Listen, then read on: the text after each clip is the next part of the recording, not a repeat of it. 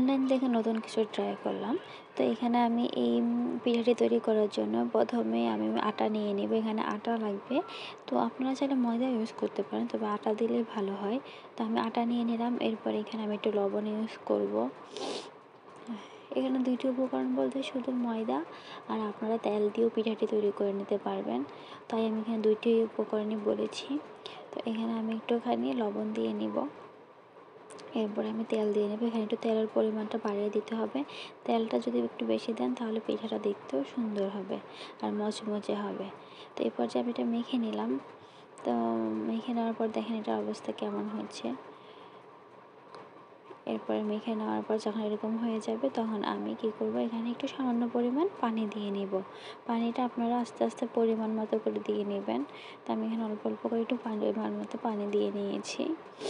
আর এই পিঠাটির নাম কি, আপনারা কোন অঞ্চলে কী নামে চেনেন অবশ্যই আমাকে কমেন্টে জানাবেন। আমি পিঠাটি অনলাইন থেকে দেখেছিলাম, তো আমি ট্রাই করতেছি।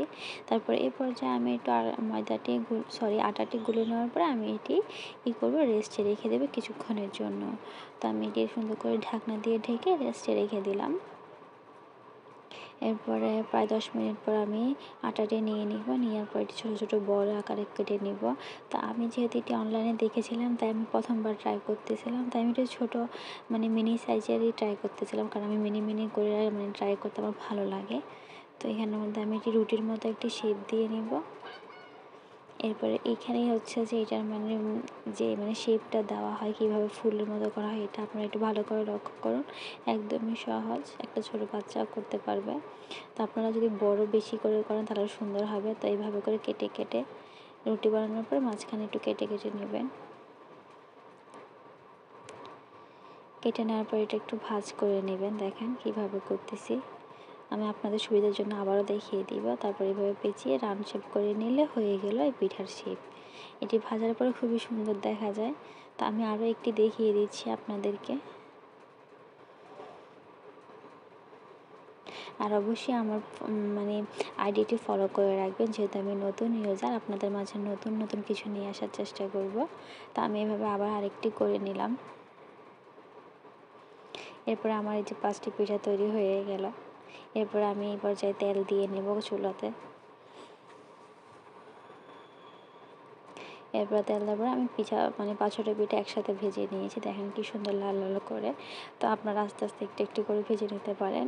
উল্টে পাল্টে ভেজে নিলে লাল লাল এই পর্যায়ে ভাজার পরে আপনারা খেতে পারবেন। আসলে এটি খুবই মচমচে হয়েছিল।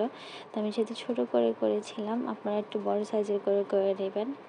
তো দেখেন পিঠাগুলো দেখতে কি সুন্দর চমৎকার দেখা যাচ্ছে। সামনাসামনি দেখতে আসলে খুবই সুন্দর ছিল আর খুবই মচমচে হয়েছিল। মুখে দেওয়ার সাথে নিমেষেই মিশে যায় এই পিঠাটা। অবশ্যই আমাকে কমেন্টে জানাবেন এই পিঠাটার নাম কি।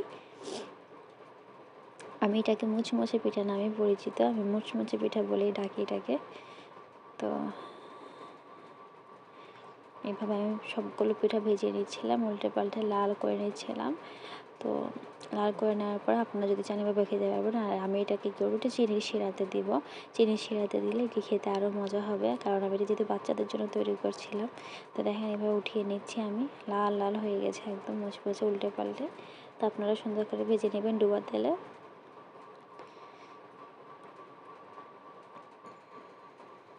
আমি একটি একটি করে পিঠা উঠিয়ে নিচ্ছি। এই পর্যায়ে উঠিয়ে নেওয়ার পরে আমি এখানে একটি চিনির শিরা তৈরি করব। তো আমি তার জন্য একটি হাঁড়ি দিয়ে নিয়েছি। এরপর আমি অল্প পরিমাণ চিনি দিয়ে নিয়েছিলাম। এখানে আর অল্প একটু পানি দিয়ে নিয়েছি। তো আপনারা চাইলে এখানে এলাচ গ্যারানোর জন্য একটু এলাচ ইউজ করতে পারেন। তো আমি এই পর্যায়ে যখন চিনিটা একটু ক্যারামেল হয়ে আসবে, হালকা গলে আসবে, তখনই আমি কী করবো, একটু পানি দিয়ে এখানের মধ্যে একটা শিরা তৈরি করে নেব। দেখেন শিরা তৈরি করা হয়ে গেলে আমি একটি একটি করে পিঠা এখানে দিয়ে জাস্ট উঠিয়ে নেব। বেশিক্ষণ রাখবো না। এতে পিঠাটি মচমচাও থাকবে এবং খেতে একটু মিষ্টি মিষ্টি হবে। বাচ্চারা খুবই পছন্দ করবে। আর এই পিঠাটি আপনারা অনায়াসে 3-4 দিন রেখেও খেতে পারবেন। তো আমার ক্যারামেলটা যখন হয়ে যাবে তখন আমি এইখানটার মধ্যে একটি একটি করে পিঠা দিয়ে নেব সুন্দর করে। দেখেন কি চমৎকার লাগতেছিল পিঠাগুলো দেখতে। একটা গ্লাসি গ্লাসি ভাব আসছিল উপর থেকে। আর ভিডিওটি কেমন লেগেছে অবশ্যই আমাকে কমেন্টে জানাবেন। আর অবশ্যই আমাকে ফলো করে যাবেন। আমি প্রত্যেকটি পিঠা এভাবে করে উঠিয়ে নিয়েছিলাম। আমি আপনাদের নতুন ইউজার একজন মানুষ ফেসবুকে। তো আমাকে সাপোর্ট করবেন, ভালোবাসা দিয়ে যাবেন। ইনশাআল্লাহ আমি আপনাদের ভালো নতুন কিছু দেওয়ার চেষ্টা করব। আসসালামু আলাইকুম।